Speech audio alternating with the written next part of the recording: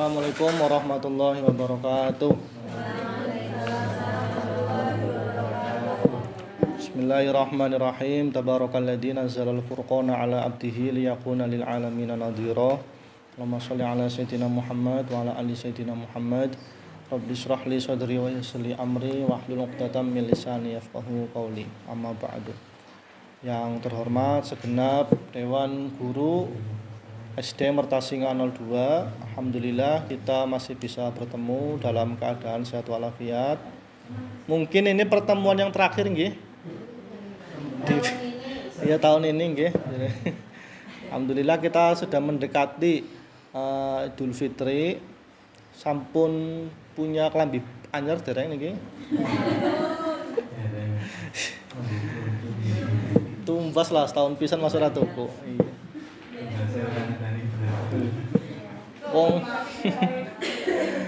Wong kula mawon pun rencana. Artinya apa? Saya sudah ngelowongi 1 hari waktu malam ben aku ora jamangan tarawih nang masjid, kepengin niaten nyenengno anak bojo. Malam 1 malam nanti saya enggak tarawih di masjid. Oke, aku pengen tarawih nang Jadi Baru esuk. Karena anak bojone. Nyenengno anak bojo wis. Iya, kok trawahe kok wengi bae karo bojone.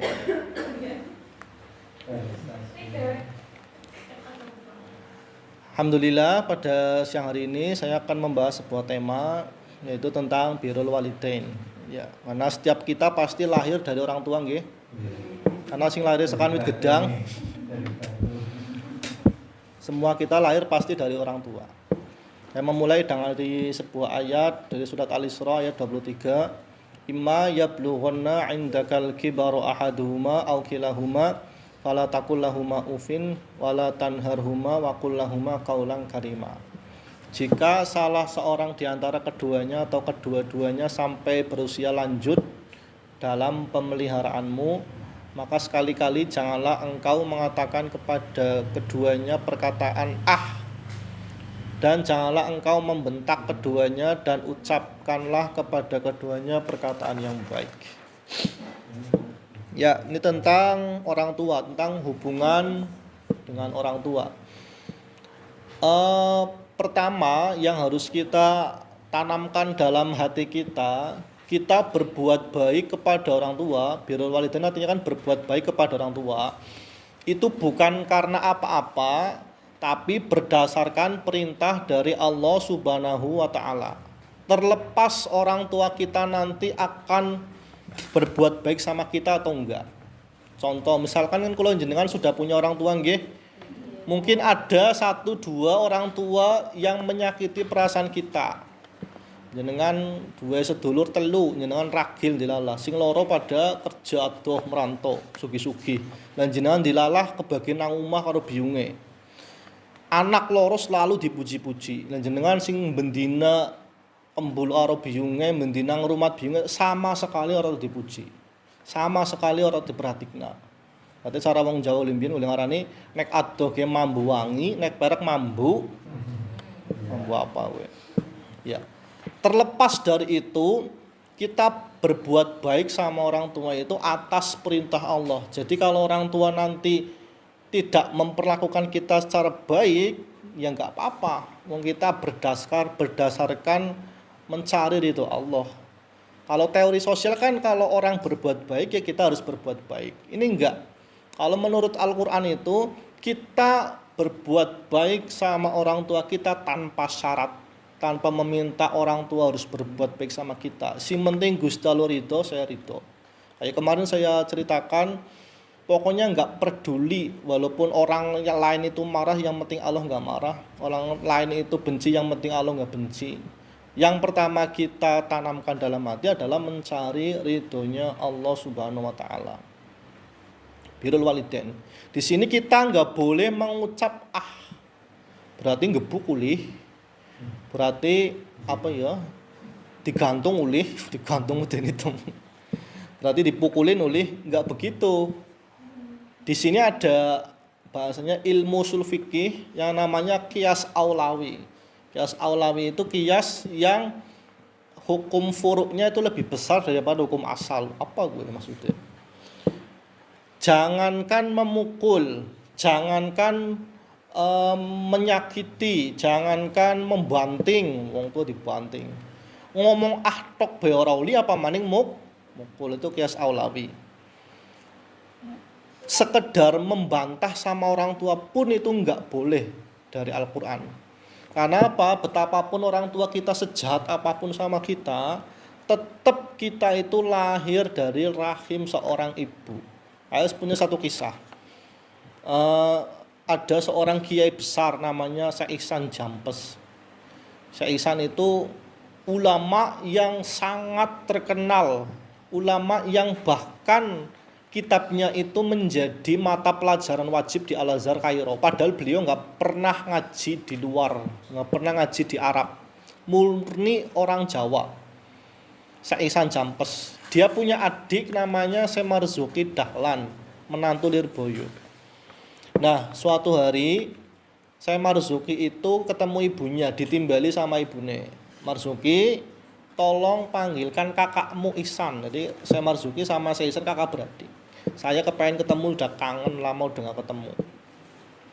Kemudian Syekh Marzuki ketemu sama kakaknya. Kak, jenengan ditimbali nang ibune, jenengan dikangenin nang ibune. Syekh Ihsan pada waktu itu sedang mengajar dan jadwalnya sangat padat. Nggih, mungkin sekedap ngentosi kula sela dhisit. Ngomong laring ibune engko ngenteni aku kober iki aku lagi sibuk ngajar. Terus kemudian saya Marzuki pulang nemu ibune, Bu, jare kakange lagi ora kober, lagi sibuk mulang nang SD Mertasinga loro. Umpamane antar ke umpama. Terus mbuh kenang apa ibune kuwi pada waktu itu atine langsung sakit. Terus ngendika iki, senajan Ihsan ngalime sundu langit ki metune sekan weteng kudu sekan watu kayu. Langsung walaupun Ihsan itu ngalimnya sundu langit, dia itu lahir dari rahimku bukan dari batu. Terus saya Marzuki kembali lagi ke kakaknya, Kak, jenengan tadi dibilang sama ibu walaupun jenengan ngalime sundu langit, tapi keluarnya ki sekan wetenge biunge udah sekan watu kayu. Langsung saya Ihsan pada waktu itu langsung pergi ke rumah ibunya. Jarak 10 meter dari rumah ibunya dia sudah ngesot di depan pintu, meminta bersimpuh, meminta maaf pada ibunya. Karena beliau tahu betul betapa wong tuane keramatnya pol. Senajan wong tuane iki bodoh, enggak tahu apa-apa. Ini beliaulah yang dimuliakan oleh Al-Qur'an, dimuliakan oleh Rasulullah sallallahu alaihi wasallam. Saya sendiri ya sama ibu sendiri. Ibu saya itu kalau jenengan tahu ya mesti mungkin lebih pintar jenengan. Ibu saya enggak bisa membaca Quran, blas, enggak pernah mondok, enggak pernah ngaji, ora bisa maca Quran. Ibadah ya sedang ya kayak lah, orang apa ya enggak terlalu khusuk enggak. Tapi kalau ibu saya ngomong nyong dadi wong bodoh, nyong mondok 15 tahun tek guang kabeh ilmune nang ngarepe biyunge dadi wong bodoh, beboh mbantah beboh ngomai ana wedi kuwi mbok kualat ngomong kualat dadi watu kowe ya wis lah dadi watu nyong medeni. Artinya apa? Di depan ibu kita, di depan ayah ibu kita, orang tua kita, ditanggalkan semua pangkat kita, bukan jenengan jadi polisi, jadi tentara, jadi guru, jadi S1, S2, S3, tinggalkan semua di depan orang tua kalian itu semua anaknya yang masih kecil. Jangan berani-berani membantah pemaning sampai menyakiti hatinya. Sekali disakiti pemaning seorang ibu, ridhollah biridhol walidain, ridhone Gusti Allah tergantung ridhone wong tua, sampai tergores hatine wong tua, sekali ndongakna elek, ya wis naudzubillah min dzalik. Langsung terkabul kok. Bisa jadi kita hidupnya enggak enak, enggak penuh barokah, apa-apa angel ya wong tua. Walaupun sejahat apapun orang tua kita itu kewajibannya tetap birrul walidain. Seorang Uwais Al-Qarni, jangan tahu Uwais Al-Qarni itu seorang tabi'in, itu menangi zaman Rasulullah SAW, hidup pada zaman Nabi. Semua tetangganya sudah sowan sama Nabi semua.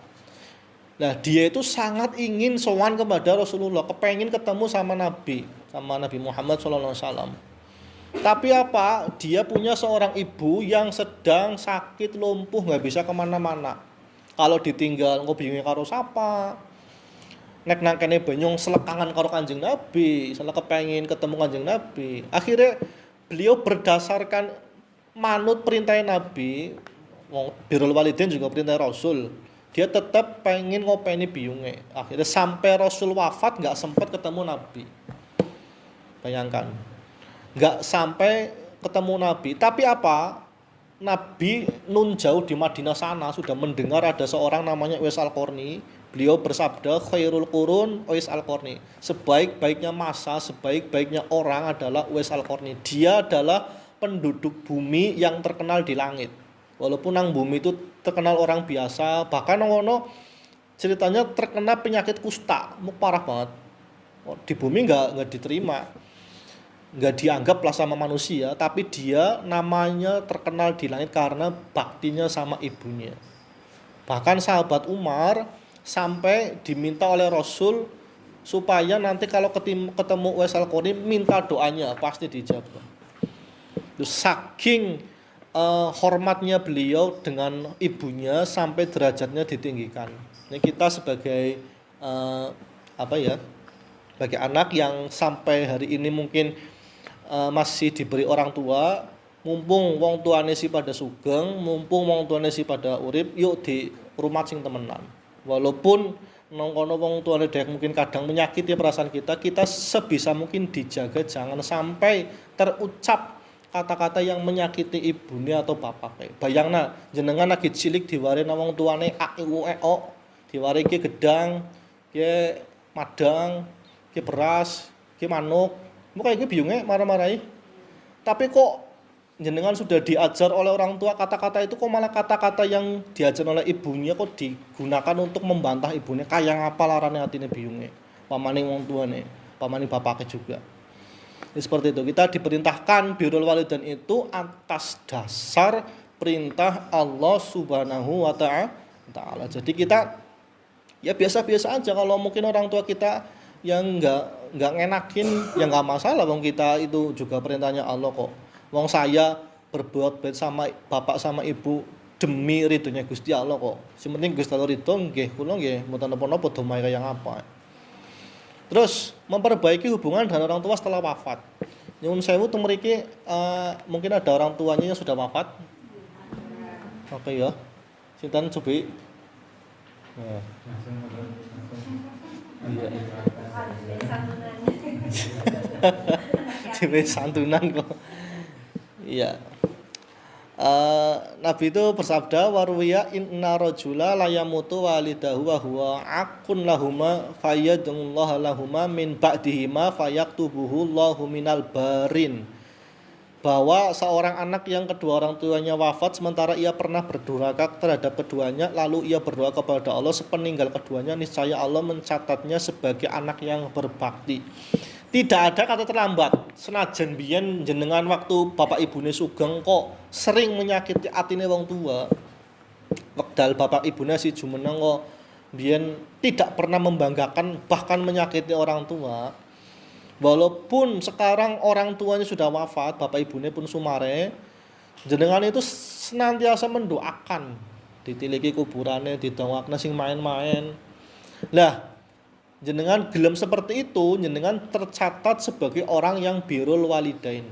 Senajan zaman uripe rama biyunge gue sering durhaka, sering menyakiti hati.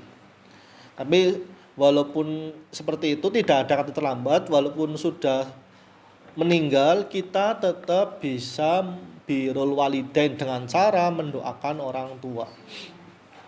Jadi jangan putus asa. Tuh rama biyungku wis ninggal mbiyen cek. Biyen nyong beduga lepol kepriwe jan. Ya kita tetap mengirim doa. Saya analogikan seperti ini. Dulu zaman Rasulullah SAW masih hidup, kan banyak ya orang-orang yang mendurhakai beliau ya. Banyak orang yang mengingkari beliau. Ketika Rasul wafat, orang-orang yang dulu mendurhakai terus kemudian iman, apakah imannya diterima? Imannya diterima oleh Allah? Pasti diterima. Walaupun Rasul telah wafat, walaupun dulu semasa hidupnya Rasul dia tidak memeluk Islam, setelah Rasul wafat kemudian dia dapat hidayah, tetap imannya diterima. Walaupun ketika itu Rasulullah masih hidup dia tidak iman. setelah meninggal tidak lantas memutus amalnya, tidak lantas memutus kebaikannya. Jadi tidak ada kata terlambat. Walaupun orang tua sudah meninggal, kita dulu belum sempat meminta maaf atau menyakiti hatinya, setelah beliau wafat kita harus rajin mendoakan. Karena salah satu doa yang tidak pernah terputus adalah doa anak yang mendoakan kedua orang tuanya. Nek wong liya sih mesti ada keperluan. Jenengan diundang tahlilan nang tanggane ya, ndoakan wong tuane. Mesti ya anu orang ikhlas-ikhlas nemen lah biasa bae. Apa meneh berkate gepeng lah, yes. Bebeh. Ndoane ya kalau ngantuk-ngantuk lah, bodoh-bodoh ngono wong tuane sapa ngono. Tapi nek anak ki tanpa syarat, walaupun berkate gepeng, ya nupangan bae anu dheweke sing gawe kok. Jadi kenapa Rasul itu ya semeneh lah. Tipis. Ini sini aku segala harus runde yang tok lah.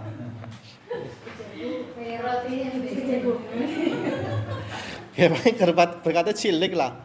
Ini kan diundang tali kok nang ngene wong kerek alah sarapati semangat lah. Ana bae alasane. Saya ada alasan yang tidak bisa diwakilkan. Siapa? Cuma diwakilnya kurang ngising tok kayane. Ngising mau diwakilna. Iya ora bisa ora kowe. Tapi nek sing nek ngene sing diundang wong sugih, umahe be tingkat selikur, cepet mangkat lah, bukan sibuk dikober-koberna. Bukan kerja cuti, yang mending cuti lah, diundang wong sugih kok mas ora mangkat. Nah, itu kan kita kalau orang lain kan mesti ada keperluan, mesti ada pamrih, ada rasa kurang ikhlas. Tapi kalau anak sendiri itu lebih mustajab.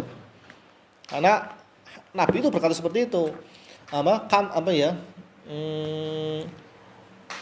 Apa itu jenenge hadisnya kayak lalen. Uduridolo.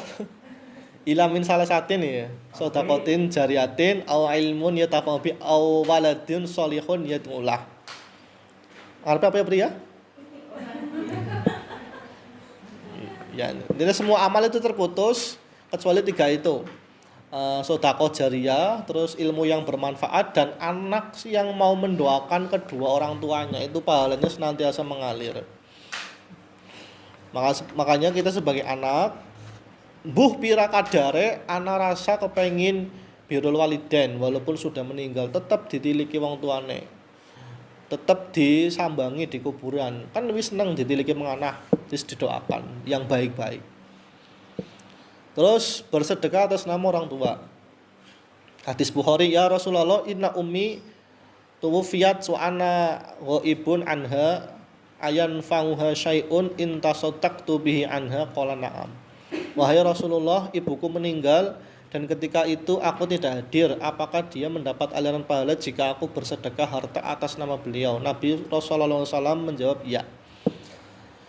Jadi apapun itu kita bersedekah atas nama orang tua, pahalanya pasti sampai. Itu Rasul yang menjamin sendiri di hadis Bukhari.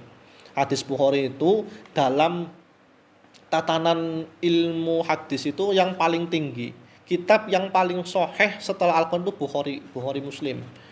Jadi pasti benar, pasti sahih. Kita sering ketika mengadakan apapun acara tahlilan atau apa, niatkan juga untuk orang tua yang telah meninggal.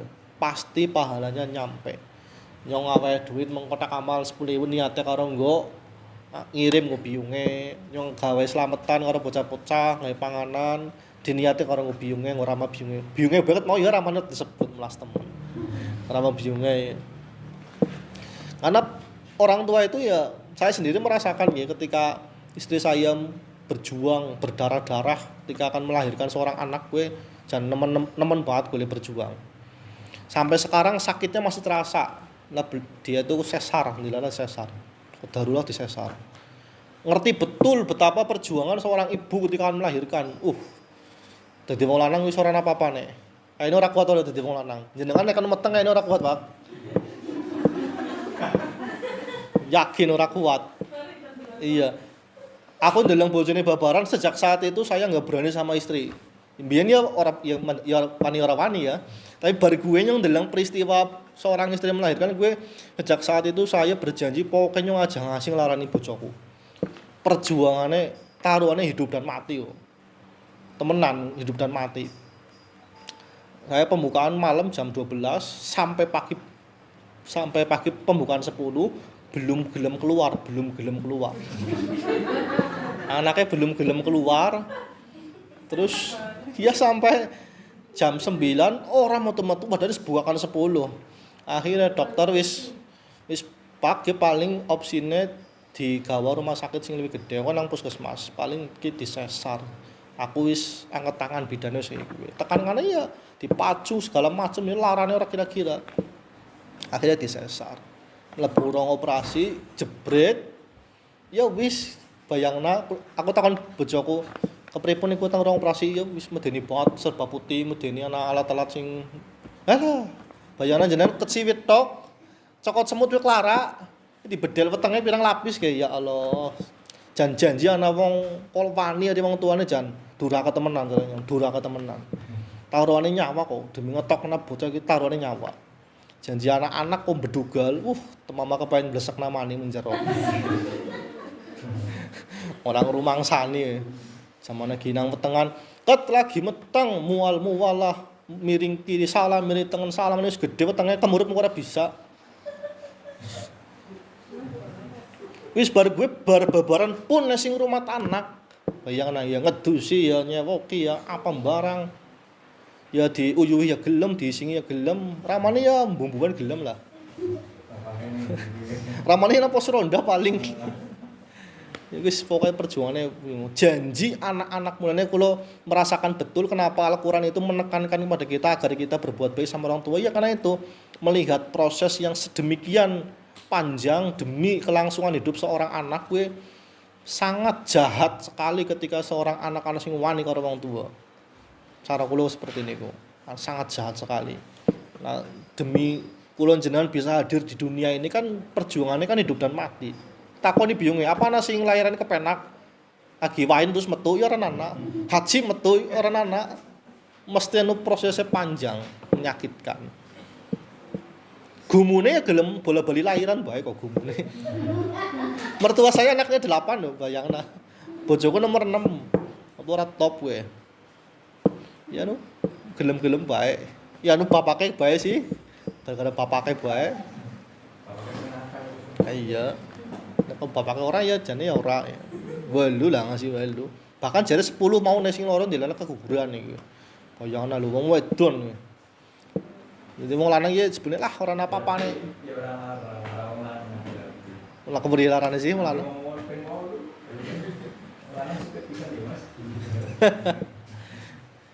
Jajal bae takone karo sing wedon.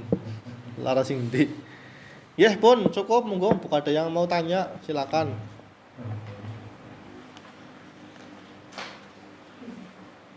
Monggo. Tanya yang lain juga enggak apa-apa. Nggih monggo. Aja ustaz lah, pak bae lah. Lah, malah Pak Kiai. Kita kan disuruh mengunjungi kalau orang tua sudah meninggal itu di makam. Apakah arwahnya itu masih tinggal di situ? Ya, kalau alam arwah itu bukan berarti dia itu masih dalam kuburan enggak. Kita itu tidak tahu di mana letak alam arwah. Itu kuasanya Allah, itu areanya Allah. Yang jadi titik tekannya itu kita disuruh tetap mengunjungi orang tua walaupun sudah wafat di dalam kubur. Nah, jarak antara alam arwah dan alam dunia itu kita nggak pernah tahu. Tapi yang jelas orang yang sudah mati itu lebih bisa mengawasi daripada yang masih hidup. Maka dari itu apapun perilaku kita semua di dunia itu kita diawasi sama orang tua bisa dari sana. Kalau orang tuanya min ahlil jannah. Tapi kalau dilalah kaum min ahlin nar disiksa. Tapi kalau yang masih min ahlil jannah itu bisa mengawasi yang masih hidup. Apa dalam ayatnya ya? Apa ya beri? Lalen ayatnya lah. Abri guru PAI kok. Wala tahsabanal ladina qutilu fi sabilillahi amwat bal ahyaun 'inda rabbihim yurzaqun. Jangan sekali-kali kalian menyangka orang yang mati di jalan Allah, artinya diridhoi oleh Allah, ya artinya orang yang husnul khotimah itu wafat mati gitu aja enggak. dia hidup di sisi Robnya dan selalu senantiasa diberi rezeki, senantiasa diberi kecukupan, artinya diberi kenikmatan. Jadi orang yang meninggal, yang husnul khotimah itu hakikatnya tidak benar-benar mati, dia tetap hidup di sisi Allah, di alam yang kita tidak pernah tahu, dan selalu diberi rezeki, berarti tidak bisa mengawasi. Tapi sebaliknya orang-orang yang husnul khotimah, dia akan selalu merasakan siksa. Ya, bayangkan jenengan siksa yang tidak ada akhirnya. Malaikat ngebuk brul, raine ajur urip maning, jul urip maning. Lah, ngapa wong wis kadung mlebu surga? Kan kita nggak tahu orang tua kita surga atau enggak. Kalau dilala min ahlin nar, fa insyaallah bisa meringankan azab orang tua kita atau bahkan bisa diangkat. Karena itu Rasulullah sudah berjanji, amal jariyah yang tidak pernah terputus salah satunya adalah doa anak kepada orang tua. Jadi mbok sampai orang tua kita kondilalah min ahlin nar, orang ahli neraka, dengan keberkahan doa yang kita kirimkan, semoga orang tua kita diangkat siksanya oleh Allah. Kan seperti itu. Kan kita nggak bisa menjamin orang tua kita udah dalam kubur udah, tapi kan kita nggak tahu dia itu masuk neraka atau surga, dia itu disiksa atau enggak. Oleh karena itu kita tetap wajib mengirim doa. Kalau toh min ahlil jannah, orang yang masuk surga, dia akan diberi nikmat yang lebih kalau ditambahin pahalanya. Seperti itu. Jadi yang penting kewajiban kita tetap mengirim doa sama orang tua walaupun sudah wafat. Apalagi sudah wafat. Atus niku, Pak. Perkara arwah nang ndi orang ngerti, aku ya ora ngerti, ora diwet bocorane. Ya, jelas ada di alamnya masing-masing.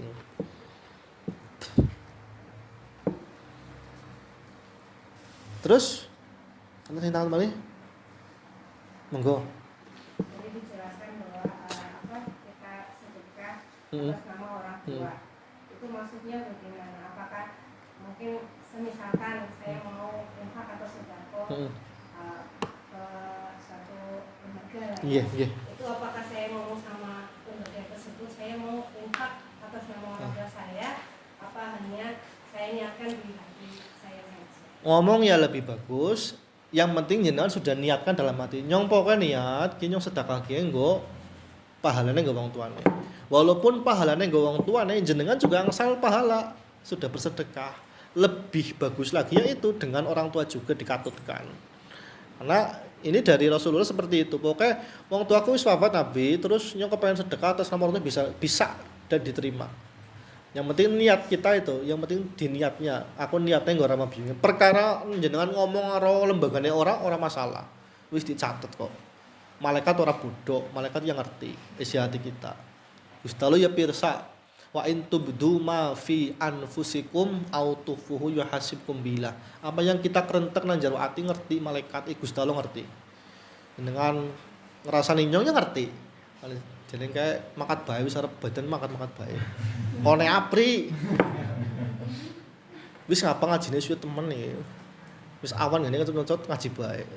Gusti Allah ngerti, walaupun yang orang ngerti.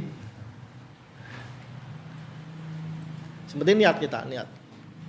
Hati-hati kepada orang tua. Nah, yang masih hidup gunakan waktu itu yang tersisa buat sebisa mungkin berbuat baik sama orang tua. Walaupun ya nyuwun sewu mungkin ada orang tua kita yang sakit-sakitan, bahkan sakitnya sampai menghabiskan harta kita umpamane ya. Saya itu punya saudara di Kebumen, ngurumat biunge sampai 14 tahun. Biunge nguyuh ngising nang kono. Pirang tahun? 14 tahun. Suwe apa ora? Mawi wong tua ya, wong tua tambah tua kan bocah maning. Nek ngomong ora kira-kira golek ngomahi. Jalukane warna-warna, mangane jalukane si enak. Bumune mangane si enak kuwi, kemarin angel. Jaluk sate itu iwak masane. Selama 14 tahun saya ketemu sama beliau. Sama sekali ketika saya ketemu di sana, enggak pernah satu kali pun saya dengar di telinga saya curhat tentang susah ngurmati biung. Ceritanya itu masalah sawah, masalah ngaji, masalah ya pokoknya masalah sosial. Tidak pernah cerita lah nyong kesel temen ngurmati biung gue lah. Itu karena apa? Karena kita rubah mindset kita. Rubah cara pandang kita menyikapi itu. Jangan jenengan anggap lah gara-gara biungnya banda kuntong ngurmati biungnya. Jangan seperti itu. Jangan rubah pola pikirnya. alhamdulillah harta saya ditasarufkan, dibelanjakan dalam hal yang benar, yaitu ngrumat biyunge. Kayak ngapa hinane saya ketika harta saya digunakan untuk hal-hal yang tidak benar, untuk judi, untuk maksiat. Saya kan jadi mindset kita jangan sampai bandaku untong wong ngrumat wong tua ge, gara-gara wong tuaku bandaku untong. Jangan seperti itu. Mindset kita alhamdulillah harta saya digunakan di jalan yang benar. Gue ngrumat biyunge. Karena itu perintah dari Allah. Nek wis manut perintah Gusti Allah, ya radhiyallahu anhum wa radu an. Gusti Allah ridho, ya wis jadi kita ridho. Nek sing penting Gusti Allah ridho, yang lain mau enggak seneng mau benci enggak apa-apa. Cara teori Quran seperti itu. Dan yang itu yang harus kita usahakan, berusaha sebaik mungkin.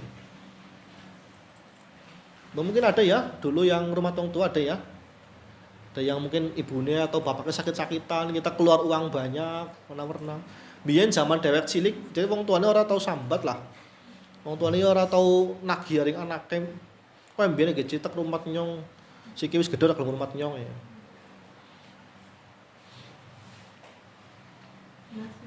Nggih. Kaitan dengan orang tua yang sudah meninggal itu, kalau kita mendoakannya tidak harus ke kuburan gitu, apakah pahala yang sama? Lebih baik kita datang ke makam gitu. Nggih. Untuk mendoakan orang tua, sebenarnya itu bebas kita mau ke kuburan atau enggak ya boleh, dari yang pasti sampai ya sampai. Cuma kan lebih baik lagi kita langsung ketemu langsung. Namanya ibaratnya ya kalau kita masih di dunia sama orang tua ketemu langsung sama video call kan beda. Ketemu langsung sama enggak langsung beda. Yang penting jenengan mau mendoakan walaupun mungkin belum bisa kesempatan ketemu orang tua di kuburan ya mboten napa-napa. Mungkin jaraknya jauh atau karena kesibukan yang tidak bisa ditinggalkan mboten napa-napa. Dan pasti sampai itu. Tapi yang lebih bagus lagi ya kita tilik kuburannya. Diresiki. Ya tilik tok terus ditinggal lunga diresiki. Bukan tukul wit jatine nang kono malah payah. Kalau yang rumput di atas itu emang ada gitu nggak boleh kan? Rumput yang di atas kuburan Iya, sebenarnya ya itu kan berangkat dari ayat Allah seperti ini. Yusabbihu lillahi ma fis samawati wa ma fil. Lagi-lagi saya pakai kias ya. Dalam hukum Islam ada salah satu hukum yang namanya kias. Kias itu menganalogikan ya.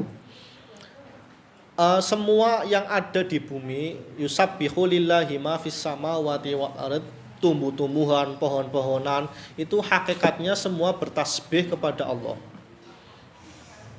Nah, adanya kembang di atas kuburan, adanya rumput-rumputan yang di atas kuburan itu dengan harapan semoga dengan tasbihnya tumbuh-tumbuhan itu bisa meringankan siksa ahli kubur. Nah terus nek tercabuti kepriwe ya ora apa-apa. Karena apa mungkin mengganggu, tukulnya keduren, tukulnya 10 meter umpamane.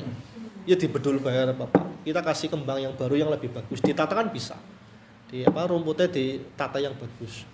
Itu seperti itu. Jadi tidak ada keharaman jenengan mencabuti rumput itu, apalagi rumput liar yang mengganggu areal makam dicabuti mawon. Kan bisa dirawat yang lebih bagus. Itu seperti kisah Nabi. Beliau itu ketika melewati sebuah kuburan terus memenclas apa ya bahasa angel teman menebang pohon kurma terus ditancapkan ke dalam kuburan orang yang dilewati. Sahabat takon, Nabi sih jenengan ngapa itu? Saya itu mendengar jeritan orang yang dalam kubur ini. Terus kemudian saya dengan pohon kurma saya tancapkan ke dalam kubur itu dengan harapan semoga pohon kurma yang sedang bertasbih ini bisa meringankan siksa dalam kuburan. Itu yang menjadi sebab betapa banyak orang yang menaburkan bunga yang masih segar atau merawat rumputan di sekitar itu dengan harapan semoga dengan tasbihnya tumbuh-tumbuhan ini bisa meringankan siksa dalam kuburan. Karena yusabbihu lillahi ma fis samawati wa ma fil ard. Semua yang ada di bumi, di langit bumi itu semuanya bertasbih kepada Allah. Cuma kita nggak tahu, wit-witan kayak sih pada goyang-goyang kayak sebenarnya kita tasbih. Sebenarnya. Cuma kita nggak tahu.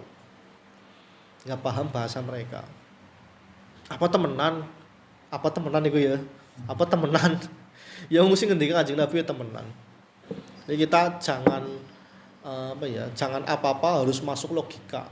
Apa-apa harus masuk akal. Enggak. Ada hal yang kita otak pun nggak bisa menjangkau. Otak pun nggak bisa menjangkau. Allah itu kan maha sempurna ya. Allah itu maha sempurna dan zat yang tidak terbatas. Sedangkan otak kita itu adalah yang terbatas. Bagaimana mungkin otak yang terbatas itu bisa menjangkau hal yang tidak terbatas? Itu ada hal-hal yang di bumi ini yang memang kita ya terkadang nggak usah pakai akal, cuma pakai iman saja.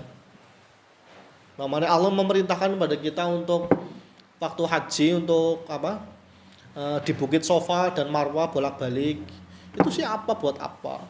Itu jenengan nggak perlu tanya alasannya apa, cukup aman tuh bila. Pokoknya sementing iman karo perintah Gusti Allah. Perkara itu nggak masuk akal atau enggak, yang penting jenengan iman. Disitulah letak iman di atas akal. Jadi nggak semua hal itu harus masuk akal. Mama Nabi siapa itu? Nabi Soleh membelah batu keluar unta. Itu kan cara kita nggak masuk akal gitu. Ada batu keluar unta. Tapi segini, kita ajak diskusi otak kita untuk berlogika ya. Jenengan percaya nggak ada di dalam batu bisa keluar unta? Percaya nggak? Ora ya, cara akal nggak mungkin bisa. Terus jenengan percaya nggak telur ayam itu keluar metune ayam? Percaya nggak?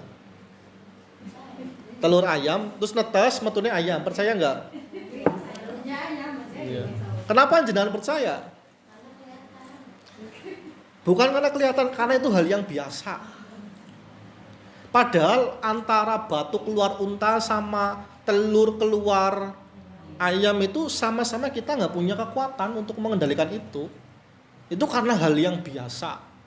Itu salah pemikiran kita. Kenapa? Nanti kalau ada hal-hal yang kelihatannya luar biasa itu, jenengan akan kaget, bingung, akan terkagum-kagum. Iji-iji kok anak telur ayam kok metune badak mamane. Nah, orang yang punya iman kuat itu nggak akan merasa seperti itu. Dia akan walaupun nang kono batu keluar unta, telur ayam keluar ayam itu sama-sama wujud kekuasaannya Gusti Allah. Sehingga tidak ada yang dibingungkan. Semuanya tidak terdikte oleh hal-hal seperti itu. Karena sama-sama telur keluar ayam, batu keluar onta itu sama-sama kita nggak punya kuasa apa-apa, nggak punya andil apa-apa untuk membuat telur ayam keluar ayam. Sehingga ketika ada cerita batu keluar unta itu ya biasa-biasa aja, karena itu semua juga kekuasaan Gusti Allah. Anandok metune ayam ya kekuasaan Gusti Allah.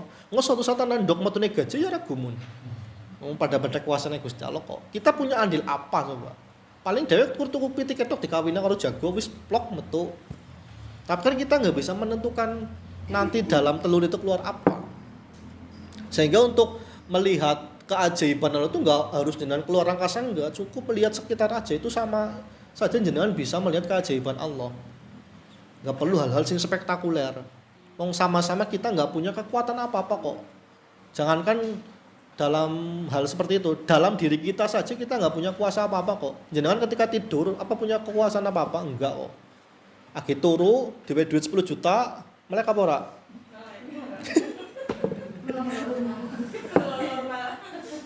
Seturune lelet wae duwe 1 miliar bae, meneng bae kok. Turu tembak bedil, tinggi bedil, tangi apa ora? Ora tangi. Kita enggak punya kekuasaan apa-apa ya. Lainnya doa bismika Allahumma ahya wa bismika amut. Ya Allah, dengan namamu saya hidup, dengan namamu saya mati. Kita nggak punya apapun kekuatan dalam diri kita yang bisa mengendalikan diri kita. Semua kabeh kuwi kersane Gusti Allah.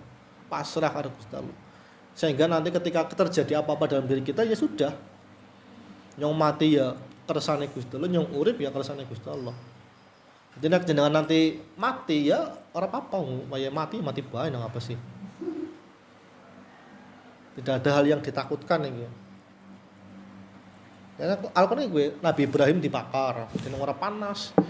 Ya Nabi Ibrahim tidak merasa gumun, orang merasa heran ya karena dibakar api itu tidak bisa memanaskan. Yang bisa memanasnya itu memang kekuatan yang diberikan oleh Allah. Jadi Nabi Ibrahim nggak takut dibakar sama api. Wong sing bisa bakar ini bukan apinya, tapi memang kekuasaannya Gusti Allah. Itu orang yang dalam hatinya imannya sudah kuat banget, tertanam dan sangat kuat. Sehingga dalam semua hal itu nggak ada yang dirisaukan. Si penting Gusti Allah ridho nyong ya ridho, si penting Gusti Allah seneng nyong ya seneng. Perkara wong liya arep ora seneng, arep benci karo kita ya ora urusan, bodoh-bodoh ngono. Seperti itu.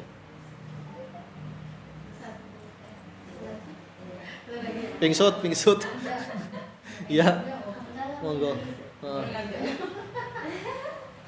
Satu lagi ya Mas, Iya. kalau bagaimana cara kita minta maaf ke orang tua kita yang sudah meninggal itu terus karena merasa bersalah gitu ya Mas. Terus apa tandanya itu kalau orang tua sudah maafkan, sementara kita kan nggak tahu ya orang tua sudah meninggal. Oke. Masuk itu masuk orang ya. Iya. Iya tadi. Dan jangan sakit loh Mas, dan sama orang tua kan tahu kan apa ya, baik banget mereka juga. Iya. Pokoknya maafkan Kita sama-sama nggak tahu ya, itu areanya Allah semuanya ya. Yang penting yang kita lakukan itu sesuai perintah tadi Nabi. Walaupun orang tua sudah meninggal, wahwa akun lahuma fayadngullah lahuma min ba'dihima fayaktubahullah minal barin. Ketika orang tua sudah meninggal, semasa hidup kita menyakiti beliau, yang penting kita mau mendoakan dan berbuat baik dan memberi sedekah atas nama orang tua, insya Allah orang tua memaafkan. Bukan sana pasti yang sehingga di Kanjeng Nabi kok. Buktinya apa? Ya buktinya ya kita sama-sama enggak, tapi kan kita kan taat sama perintahnya Allah sama Rasul. Pokoknya ngundarakan yang Nabi ngerti gue kayak gue baik. Ada hal-hal yang kita tadi nggak usah pakai akal lah. Wong tuaku pernah atau semorek nyomong kuburan, terus semor malah wedi dengan melayu. Iya tengah pura, ini malah luput. Bisa lewat mimpi juga bisa isyarah, tapi kan jadi orang ngimpen-ngimpen bahasa wong tuaku jengkel banget kuburan ya. Ora. Enggak, itu ranahnya seperti itu. Yang penting kita sudah mendoakan, berbuat baik terus, sudah. Enggak usah kita punya keraguan tentang bahasanu ya. Pikiran sing menang-menang ya. Nggih. Mengenai hubungan dengan orang tua. Nggih. Jadi kan kita tidak boleh berkata A atau jangan gitu Iya, ya, Pak, ya. Tapi kalau misalnya kita kan manusia kan, Iya. kan sebel ya Pak ya. Heeh. Ya mesti. Kebetulan saya kan anak tunggal. Hmm. Nah bapak itu suka banget merokok. Hmm. Nah saya tuh sebel banget ya Pak ya. Kalau misalnya merokok itu, nah kadang saya kayak udah ya Pak, bikin catatan kalau di tempat saya itu mau merokok gitu. Katanya kalau orang yang udah merokok itu kayak asam apa ya? No smoking. Jangan kayak kecut gitu. Nah jadi bapak itu kayak tersiksa banget kalau di tempat saya. Nah yang bikin saya sedih itu kadang bapak kayak udah nggak usah ke tempatnya Iki lah kayak gitu. Saya jadi sedih kayak gitu saya salah. Terus itu yang bikin bapak lebih sedih lagi itu ibu juga ikut-ikut saya kan. Saya bilang kalau misal ibu rasain deh kalau misal ada asap rokok itu bikin pegang nggak sih. Nah yang tadinya ibu itu cuek sekarang ibu jadi lebih merasakan. Oh iya ya, jadi sama ibu ditulis juga nggak boleh rokok di dalam rumah. Jadi bapak harus keluar dari rumah kayak gitu loh Mas. Nah Allah itu marah nggak ya sama saya kayak gitu. Ya. Nah, menurut saya sih ya itu kan dalam rangka untuk kebaikan ya, Mbak ya. Nah, yang penting cara kita ngomongnya itu yang baik gitu, sama orang tua. Jangan ya sebisa mungkin hindari kata-kata yang jelek mana. Apa sih ya? Kata jelek sih yang apa ya? Beri contohnya beri. Ya yang sekira menyakiti perasaan orang tua lah. Ayo. Tapi kalau jenengan bisa kasih edukasi yang bagus, mungkin apa ya? Biasanya kalau wong lanang ini sadarnya nang apa ya? Orang tua saya dulu kan perokok, yang laki-laki. Itu sadarnya ketika muntah darah. Iya.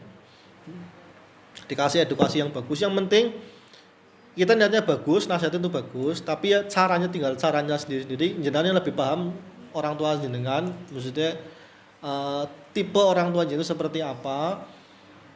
Tinggal bahasanya jenengan dibuat sebagus mungkin yang sekira tidak menyakiti orang tua. Toh itu untuk kebaikan orang tua. Toh itu untuk kebagusan. Saya juga sering ingat orang tua ketika lagi salah. Bukan berarti saya membantah atau enggak, kan demi kebaikan. Kados niku. Tapi gini loh Pak, biasanya kan gini, orang kok ngerokok juga sama aja mau mati kok ikutnya gitu kan. Jadi kan saya susah kan jelasin kalau tapi itu nggak sehat loh Pak. Misal aku bilang ngomong kayak gitu ya Mas ya. Ya jawabannya kayak gitu. Terus apa ya, yang paling ya tadi Masnya bilang yang penting ngomongnya dengan bahasa yang baik. Iya. Tapi tadi Masnya juga bilang juga kan, walaupun kita ini tuh jangan usah komentar kayak gitu kan. Iya nggak sih? Iya. Beda loh nasihatin dengan baik dengan sok komentar beda. Ya biasanya ya, kalau saya sendiri ya, wong tua itu orang tua kita itu bisa lebih lulut sama cucunya biasanya. Iya. Salah satu triknya gitu ya. Menurut saya sih masih dalam hal yang wajar seperti itu. Jenengan wong tua ya biasanya pasti kayak gue. Cuma ya jenengan jangan sampai dalam hati jenengan merasa dendam apalagi sama orang tua, merasa benci. Itu yang nggak boleh seperti itu. Perkara tadi orang tuanya mau dengerin atau enggak itu bukan urusan jenengan. Kewajiban kita sebagai anak itu mengingetin yang baik. Baru gue wong tuane lah orang mati, bodoh-bodoh ngono. Orang tua seperti itu yang nggak apa-apa. Mas, kalau saya membatasi ya, jadi saya nggak membatasi bisa kasih uang ke bapak gitu kan. Soalnya bapak itu kalau aku kasih uang itu pasti dia tuh suka banget kayak wow happy banget nih. Tapi kan sama aja aku ngelacunin bapakku kan. Dengan dia ngelapor terus gitu. Terus kalau misalnya aku batasin, bapak ternyata ada rasa jealous sama ibu. Anaknya cuma satu, ternyata cuma ibu aja ya yang disayang kayak gitu. Itu gimana Mas? Kayak itu sekedar ya, dulu saya juga seperti itu ya. Kalau dulu saya gak pernah ngasih uang ke bapak, tapi saya kasihkan makanan kesukaannya dia ke bapak. Ini bisa jadi opsi itu. Tapi makanan yang dia suka itu juga nggak bagus buat kesehatan loh Mas. Sate terus Bagus. Ya kalau dia ada lebih dia enggak ya. Kan jenengan ngasihnya kan enggak setiap hari ya. Oh, jadi sekarang saya jadi punya anak kembar gitu loh Pak. Kalau saya beliin ibu saya sandal, saya juga harus beliin bapak saya sandal. Ya memang Memang kayak gitu ya Pak. Ya, itu lebih ke hal sosial ya. Pokoknya saya sebatas ranah saya kan dari sisi ilmu ya, sisi ilmu agama. Yaitu pokoknya terlepas orang tua kita mau berbuat baik sama kita atau enggak, yang penting kita sebagai anak buat baiklah sama orang tua. Implementasinya beda-beda masing-masing anak. Terserah jenengan, yang penting sampai batas enggak menyakiti, terus jenengan enggak sampai benci. Perkara prakteknya seperti apa monggo jenengan olah sendiri. Saya bukan ranah saya untuk yang seperti itu. Untuk itu kan masalah psikologi apa nggih? Nggih. Saya tidak membidangi itu. Pokoknya saya sebatas masalah agama, kewajiban kita sebagai anak birrul walidain, terlepas orang tua kita nanti mendengarkan atau tidak itu enggak apa-apa. Yang penting sampai batas orang tua tidak tersakiti, anak jangan sampai dendam sama orang tua. Berarti saya nggak dikatakan sama bapak. Enggak. Belum sampai dikutuk kan ya? Jangan lah. Iya, enggak apa-apa. Namanya iya. Masih wajar berarti ya. Masih wajar. Iya udah kenal rasanya Bu. Tanpa jenengan sakit apa ngomongin gue ora biasa bae. Nah, gue enggak apa-apa. Nanti ditanyain Pak. Iya. Alon-alonan. Apa didoain terus ya Pak? Biar dia nggak lagi. Angel enak didoain tak loh. Kudune gue kayak saya seperti itu sampai muntah darah nembe tobat. Iya. Iya. Biasanya perokok itu mau sembuh itu ketika mengalami suatu peristiwa yang apa ya, yang luar biasa. Sampai muntah darah ya. Bisa sampai berhenti total itu ketika sudah merasakan sakit yang nemen biasanya. Gue sih bisa udut Pak, dolan di kancane bisa udut. Orang kurang-kurang cara, tapi nek wis muntah getir kepriwe jajal. Ya, memang angel. Saya enggak.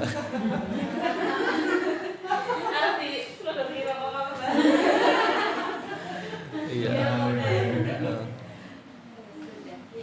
Nggih, ya, mohon maaf saya kurang menguasai masalah itu, ya penting saya hanya sebatas di bidang agamanya aja. Kalau untuk saran-saran itu ya tanya sama orang yang lebih tahu mungkin atau yang lebih berpengalaman sih ini riwayat punya ayah yang merokok atau seperti apa ya.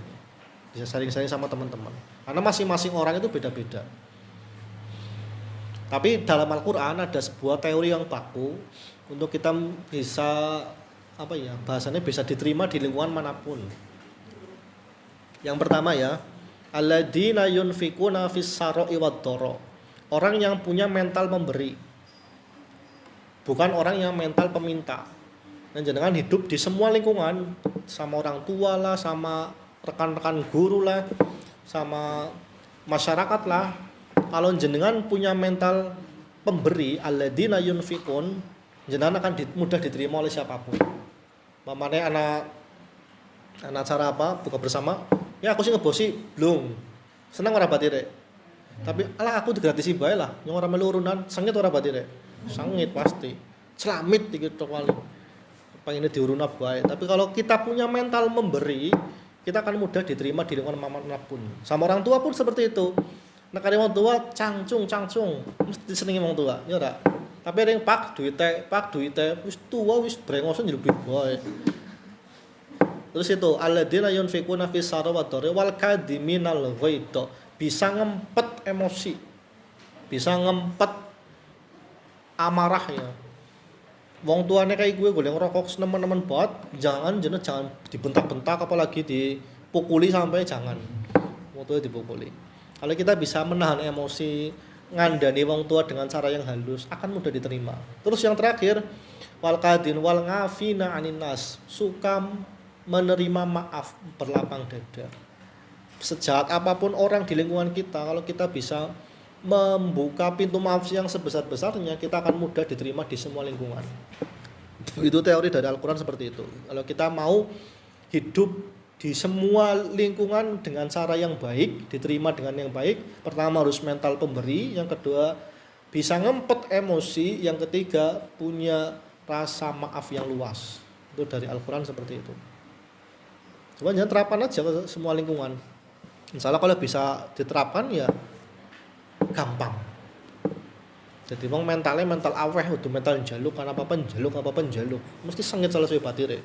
Jaluk lah, wong kadar cilok siji pe diungkit, wong kadar utang 10.000 diungkit bae. Mesti batire sengit mesti kowe.